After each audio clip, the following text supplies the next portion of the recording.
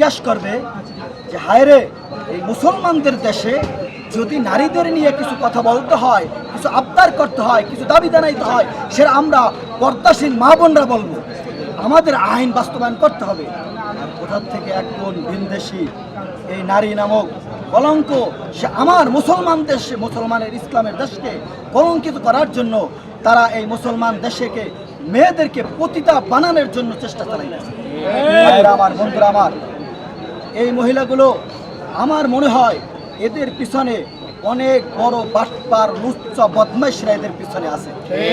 তা না হইলে এই 2-3 জন মেয়ে তারা আমাদেরকে যাইতে হবে না। আমরা যদি শুধু একটা মাদ্রাসার ভিতরে, মহিলা মাদ্রাসার ভিতরে জানাইয়া দিই আর বলি, একটা মাদ্রাসা থেকে যদি কিছু ছাত্রীদেরকে পাঠাইয়া দিই, ওদেরকে উৎখাত করে দেবে।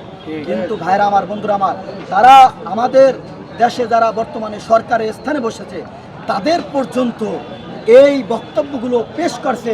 তার মানে কি এই মেয়েগুলা শুধু এরাই এককভাবে? না না না, এদের পিছনে বহু বড় ইন্ধন রয়েছে, অনেক চক্রান্ত রয়েছে। কারণ ভাইরা আমার, তাদের উদ্দেশ্য কি? যারা পিছনে রয়েছে তাদের উদ্দেশ্য কি?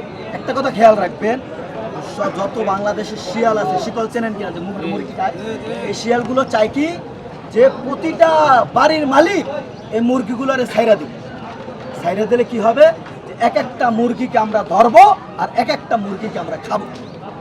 এই যে নারীবাদীর পিছনে যারা আছে, এরা চাইতেছে আমার বাংলাদেশের পর্দাশীল মা বোনদেরকে লম্পট বানানোর জন্য। আর বাইরে যাবে, বেপরদাভাবে চলাফেরা করবে, উলঙ্গভাবে চলাফেরা করবে, আর ওরা এক একটার উপরে চাপায় ধরবে, আর ওরা এরকম ভাবে দর্শন করবে। এই চিন্তাধারা করতেছে। স্পষ্ট বার্তা আমরা এখান থেকে পৌঁছায় দিছি। এই মাঠ থেকে, সমাবেশ থেকে আমরা স্পষ্ট বার্তা পৌঁছায় দিছি।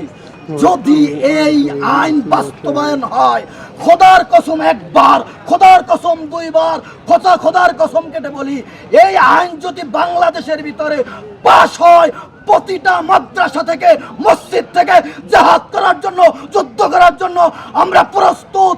আমরা মাঠে নামবো, যুদ্ধ করব, জিহাদ করবো ইনশাআল্লাহ।